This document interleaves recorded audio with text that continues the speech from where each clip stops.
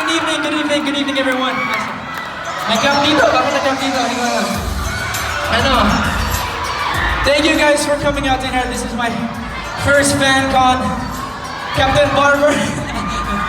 Thank you for unang-una sa City Vibes and dancers. Thank you guys for helping with the dance, for performing here with me tonight. I'm very, very happy. Masaya ako. Kasi nandito kayo. Salamat ako sa bawat isa sa inyo. Thank you guys for being here tonight. It's a big deal for me. Actually, sasabihin ko sa inyo, maliit na secret. Well, nung pumasok ako sa PBB, at nung lumabas ako, hanggang ngayon, hindi ko makapaniwala na ginagawa ko to. So thank you guys for being here tonight. Yeah. Dix. Alright! Hi, Edward! Hi!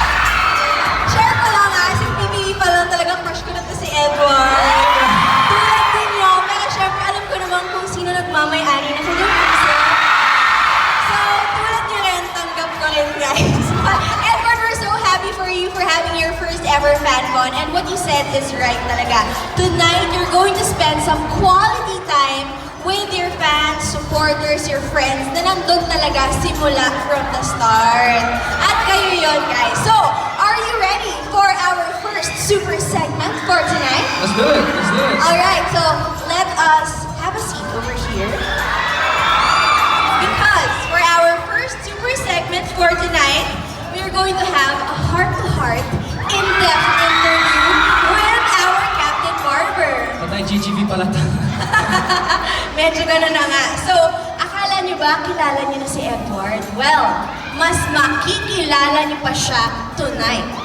So, welcome to Real Talk with Edward. Patay. Tsaka guys, hindi niya talaga alam yung questions na to.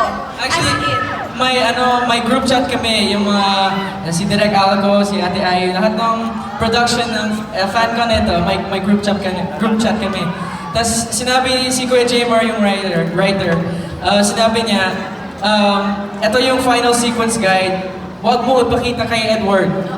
Kasi ko bakit, anong tinatago niyo? So ito pala, ibig sabihin. Baka akala mo ito lang, pero marami pa mamaya. Hindi lang kayo ang isi-surprise namin tonight, pati si Edward. Okay, so una, kasi 3 parts to. Yung first part natin is part 1, the real Edward. So kwentuhan mo muna kami. Medyo easy parts pa lang to. Don't worry, Edward. So tell us about your childhood growing up in Germany. Yung childhood. When I was growing up in Germany, I was very shy. Sobrang mahihain ako noon. Hanggang ngayon actually. So, but there were certain people who helped me come out of my shell. Una sila siyempre si Maymay, yung pamilya ko. And I was very quiet, safe sa Germany. Tapos, parang normal lang. So, I didn't, parang sa klase ko, parang ako yung joker. Pero silent din ako.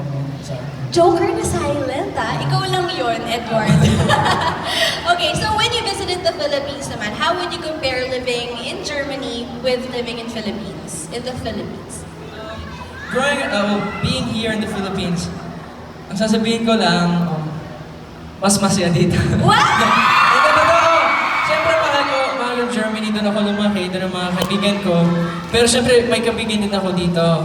Tapos may pamilya din ako dito, yung mga flyers. So, siyempre, masaya din ako dito. Tapos, sa Germany, medyo tahimik kasi. Lahat ng tao medyo seryoso. Yes. Dito, parang tawa-tawa lang, happy lang.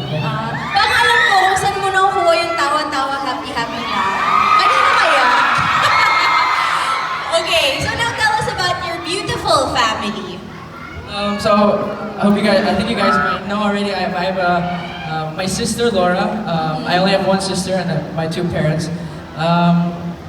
Yung kapatid ko, actually the problem with coming and staying here in the Philippines at the moment actually is parang hiwalay na yung pamilya ko. Yung papa ko nagtatrabaho sa Germany, yung kapatid ko nag-aaral sa England ng chemistry. Kaya parang hiwalay na kami. Pero parang worth it. Kasi I'm here now. This is something that I never thought I would do, pero I'm doing it now. So, yeah. kahit mahirap daw birth it, dahil sa inyo yun, guys. And syempre, nabanggit mo nga na you have a sister. So, supportive ka ba ng kapatid sa kanya? Supportive kuya ka ba? Ay, di pala, supportive, di pala ate. Supportive ka bang kapatid sa kanya? Opo. For her, actually, I don't know if she will get angry at me if I say this, pero sana hindi. Laura, I love you. Pero actually, siya yung, bago ako pumasok sa PBB, siya ang talagang gusto pumasok sa showbiz. Oo, sabi sa inyo, may mga Pero, matututuhan ka. I was the one who got the chance. So, who knows, maybe she'll come in soon. Hindi ko alam. Hindi, kasi una-una, she's finishing her school. So, Yes. syempre, aral muna. Oh, chemistry yun, medyo mahirap. If ever ba mag-showbiz si Ate Laura, susuportahan niyo, guys. Thank you, guys! Now, are you more of, naku, dito pa naman sina Daddy and Mommy. Are you more of a mama's boy or papa's boy? Sorry po, Daddy Kevin, Mommy Cathy. Okay. Sa totoo, actually, showbiz answer na. Hindi. Actually, mas mama's boy ako. Ang tinura nung, mama's boy, baliw. Mama's boy ako kasi, parang, simula nung bata pa ako, yung kapatid ko mas daddy's girl, tapos ako mas mama's boy. Pero syempre, mahal ko din si Papa. Yes, of course. Okay na, may boy.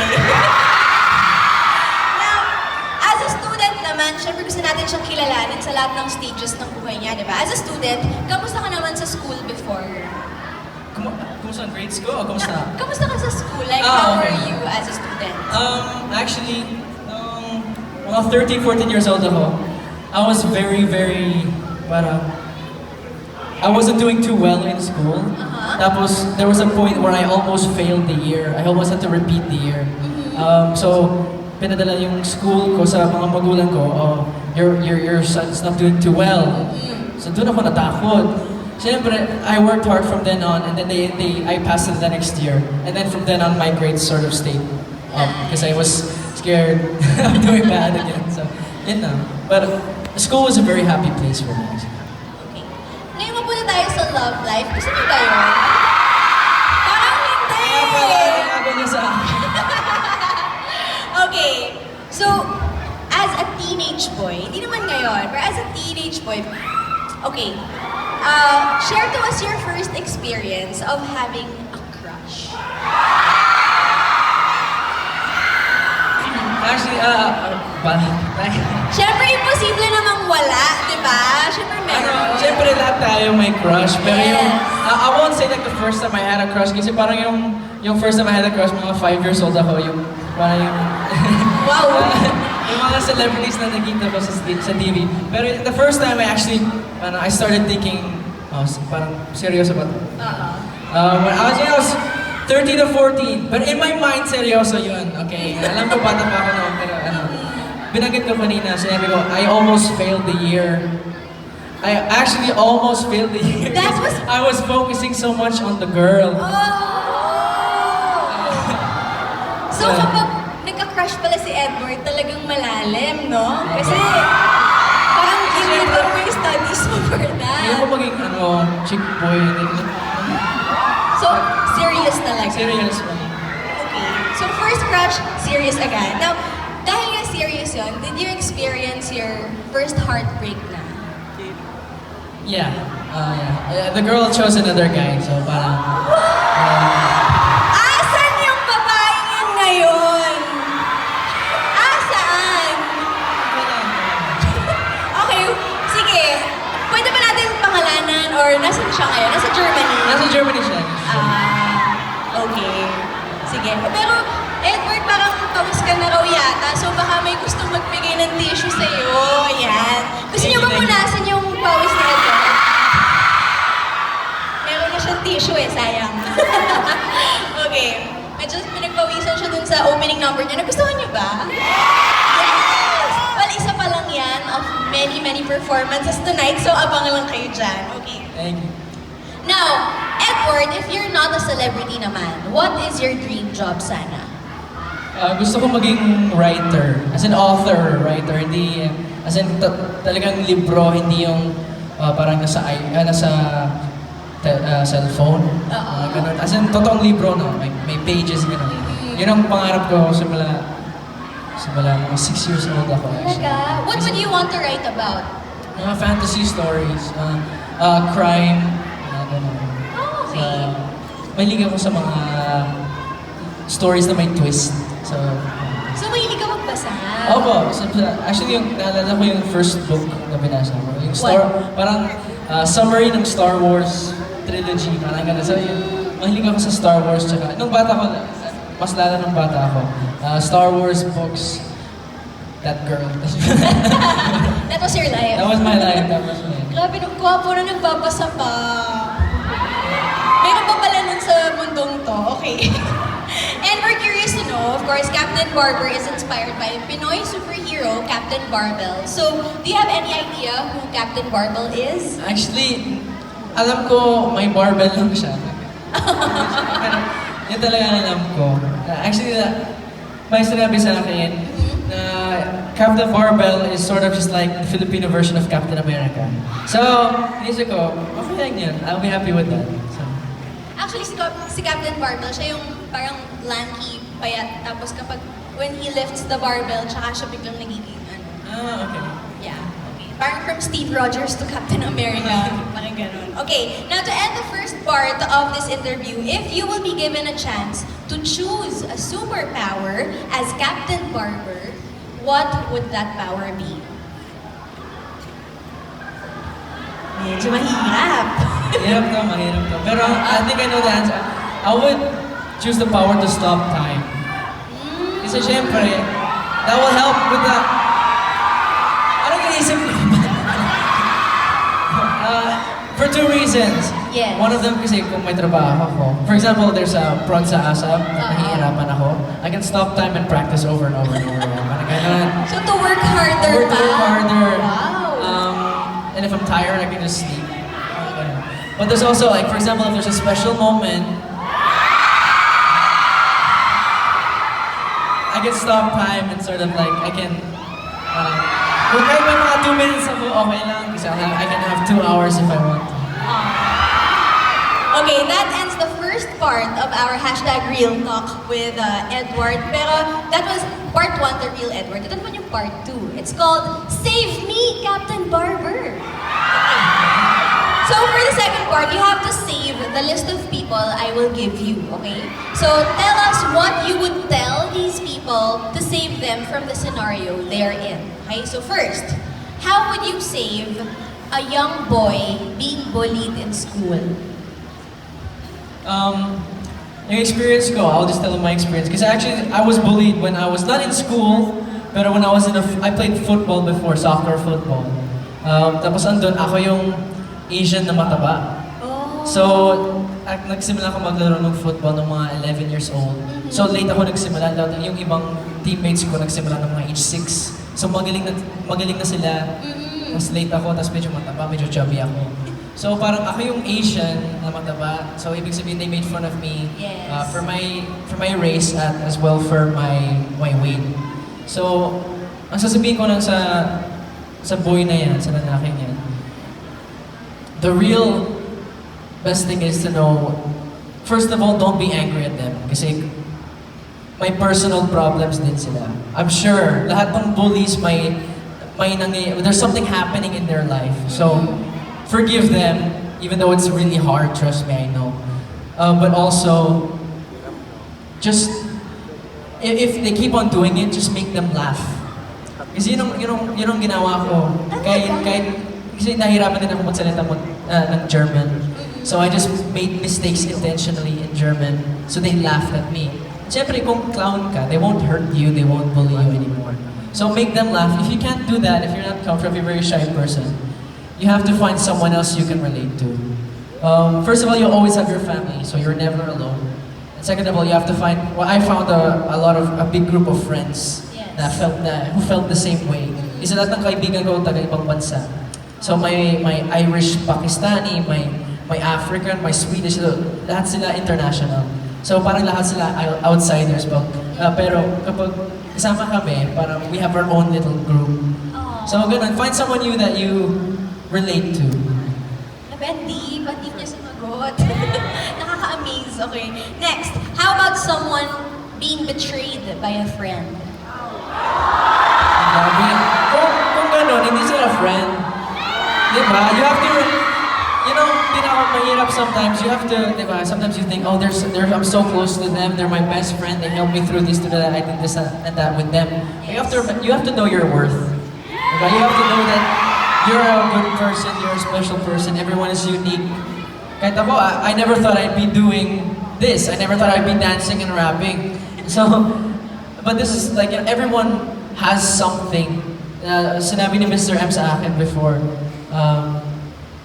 Actually, there was a short story. Nung pumunta kami sa Singapore, first summer 1925, mga kasama namin, si Piolo Pascual, si Casey Tandingan, Jed Madela, lahat veterano, lahat magaling, talented. So in my mind, during the rehearsals, we came after Casey Tandingan. At alam niyo nung, yung rap niya, yung Rolling in the Deep na may rap, yung sobrang bilis, that's what she performed. Tapos kami ni Maymay, we came on and we sang Baliw. So parang, we were really shy because of course she's so good, and then the person who came after us, si Jen Madela, so he was singing such good songs and we were parang naiiyak kami ni Maymay. So we went to Mr. M after the rehearsals. Sabi ni Maymay, Mr. M, how can we get better? And sinabi niya, wag, no, you're different, you're not doing what they're doing, you're a love team, you have your own magic. That's something that I forgot, and because of Mr. M, I remember that, and Maymay did too. So you guys, if you have a friend who's betraying you, first of all, they're not a friend. Second of all, remember how special you are. You know? Galing, napaka-humble yung dalawa, you know, to ask for advice from Mr. M. Ang galing, okay. Now, how about someone experiencing a heartbreak? How would you save that person or that friend? Sino dito yung mga heartbroken? How would you save them? Of course, like I said in the last question, know your worth naman, guys. First of all, know how special you are. Again, I say that again, importante yun.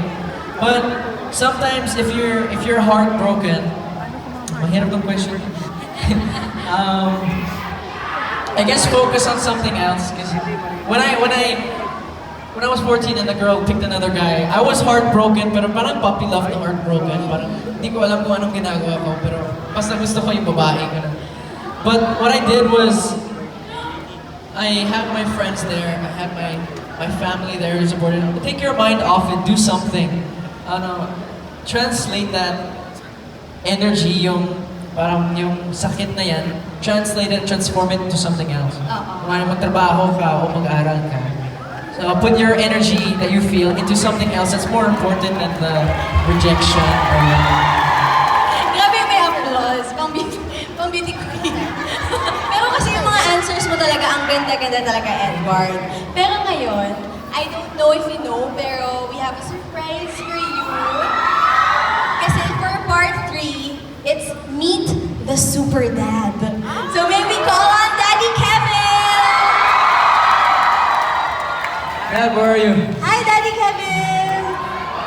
Hello! Good to see you! Hindi nyo alam, pero may makeup yung papa ko. Ayan. Alright, so please have a seat. Yes. Okay. So again, welcome to Daddy Kevin, and thank you for joining us today. Would you like to greet all of the fans of Edward and Maymay? Magandang gabi, bayan! I have to say, what's up, Manlang people?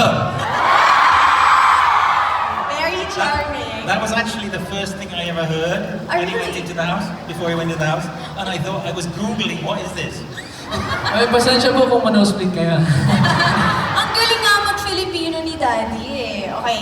Now, Daddy, during the premiere, ano ka, Daddy? Tito. Yes, Now, anak. Daddy naman eh. Okay. Daddy, I have to focus, Daddy. Now, Daddy, during the premiere of May Ward's movie, Loving in Tandem, I heard you got emotional. Why is that? Well, I read that I got a little bit more emotional than I think I did, but you know, you sit there and you watch somebody that you didn't see act, and you watch him for like an hour and a half? Almost 2 hours. Almost 2 hours, and you think, did that come from? I mean, it was just incredible. So if I looked a bit teary-eyed, maybe I was. Because this was never supposed to happen. Yeah? Aww. So how did you feel at that time about Edward? Ayan ako. Well, of course I feel proud. I feel proud today. I feel proud when I see him dancing and singing, because I think everybody knows the night before we went into BBB, he said, "Dad, you must tell them no singing, no dancing." Really? Oh, sinabi ko yun, sabihin mo kay Kuya, sabihin mo sa lahat, hindi ako sasayaw, hindi ako kakanta, kung kailangan ko kumanta, kung kailangan ko sumayaw, get another housemate, hindi ako papasok sa bahay. Kasi that's how scared I was of doing that. Siyempre, on TV doon. Tapos yung unang task, sayaw. And you know what they said? Yes. They said, "Okay, sir." But We then, said, "Fine. It's not gonna happen." PBB management, thank you po. Well, actually, thankful ako na nangyari yun. So, Yes, of course. So one day I came home and my wife said to me, "He's dancing in some, you were dancing up down in some liquid." parang, ano yun? Parang yung... Teka. Tayo nga kayo. Ano na? Wow! Arena! Gaw! Go, ano, yung tubig, tsaka starch. Something like that. And I thought, oh, this has gone wrong. Okay, so Daddy, of course, you've known Edward ever since he Yeah, was born. yeah. So can you tell us something that most of us don't know about Edward? Patay. Like a No, secret. honestly, I don't know whether I can, because for the last 2 years I've been asked this question. Can we have some new pictures? Can we have some new stories? Will you ask Mommy Cathy to come up on stage? No. So I don't know whether I can tell anything. I just know that he's really, really happy that his football team is doing really well. And actually the one thing I can say is you might remember there was a time I went into the house when unfortunately his Lola and my mom passed away. Yeah? And in that time we were told not to talk about anything that happens outside the house. And I told him the football scores and Kuya goes, "Edward."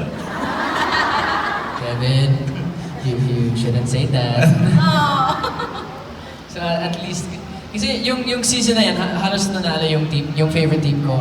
So I missed the whole season because of PBB. So ayun, I was happy by that. But I think you're going back. Now, Edward, what's your message to Daddy Kevin?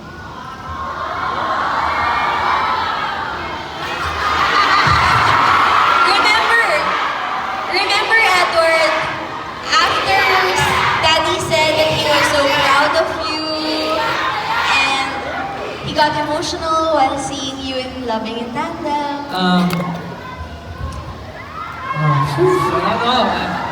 Hindi ako iiyak, guys. Sorry, hindi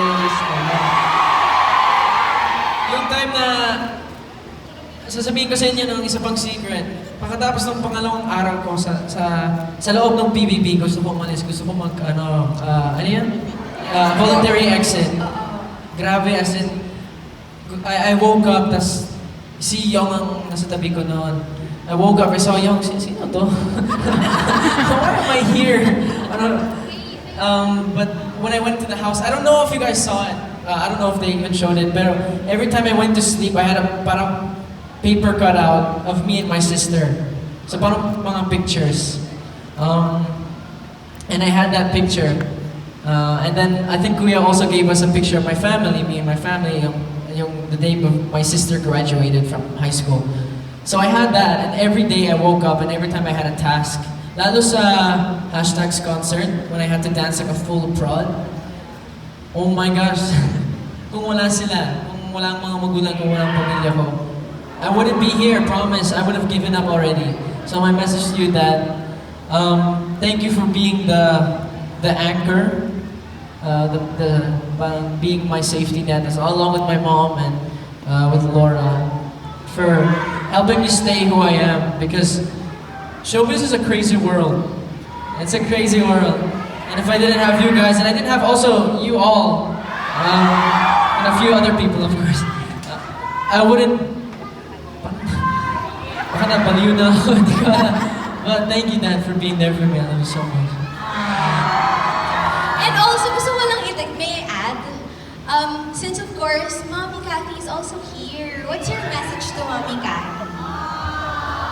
Katulad yung sinabi ko kanina, mamas po ako. Hoy! Si Mommy ang umiiyak! Yung mama ko, siyempre sinabi ko kanina, mamas boy ako. Sorry na, mga little more mamas boy than a daddy's. Laura's... I can be a daddy's girl, Daddy. I can be a daddy's girl.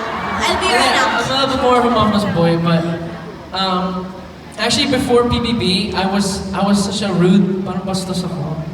And I'll admit that. I was a very I was a hormonal kid. I was a teen na parang yung pinakamaliit na problema, nagalit ako agad, parang ganun. And before PBB, I was really impatient, and I was shy, and I was scared of things. And my parents were really the people who stood by me. So, since coming into the industry, it's one of the things I'm most thankful for. Kasi pumasok ko dito sa showbiz, parang mas close na ako sa pamilya ko. I know, sometimes we forget. I'm sure you guys, I want you guys to think about this too. Think about how lucky you guys are to have your family. Gaano kaswerte kayo na may pamilya kayo. Kasi you realize when in times of struggle, how important they are, how much you love them. And if you didn't have them, grabe, wala na. Patay. So thank you, Mom, and I love you so much, Mom. If it wasn't for you, kasi si Mama, yung biggest critic ko. Oh my gosh. Sa mga rehearsals ko, Edward, akala ko good na yung rehearsal. Pumunta ko kay Mama, Ma'am, kumusta? Sina, pangit Edward, ulitin mo. Sige, okay. But she pushes me, so I love you, Mom. And Daddy! And, my abs yung papa ko. Well, thank you so much for opening up to us, Edward and Daddy Kevin. Would you like to say something else, Daddy? I'd just like to say one more thing. I really need a Tagalog teacher because I used to understand what my son was saying, and now I don't always. But no, thank you for having me. Well, And thank you for this shirt. And this is only as big as it is because my likes my tummy, okay? Lagi nagagawin ito yung point mo eh. Chabi! So, Daddy, are you close now with my mind? Ako na lang sasagot. No, we don't want to answer. Yes. Well, sobrang... Actually, sometimes she's a very warm, huggy person. Yes, very And much. she hugs me and I see him looking at me like, get off.